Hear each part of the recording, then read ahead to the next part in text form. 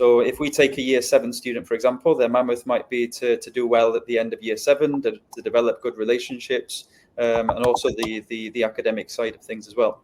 So if we look at the campfire, who sits around their campfire? An 11-year-old student. It might be their go-to teacher. It could be their go-to their parent.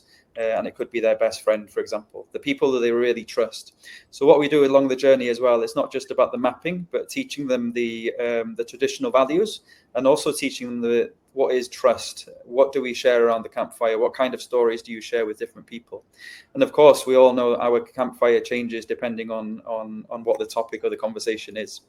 Then we have the mountains. How do you bring your achievements along with you as a feel-good factor, but also to kind of reflect on how far you've come as an individual? And we're always raising ourselves up to a higher peak every time as well, setting those challenges.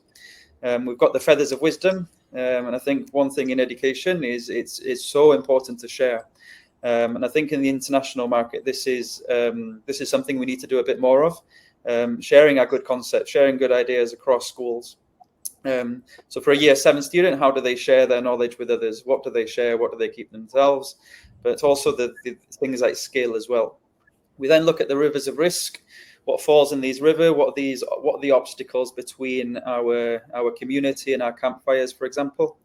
We've got the community huts, and community is really important for a year 7 student as well, because communities do change. And if you look at territory going from primary to secondary, it's one of the biggest shifts in education for a child.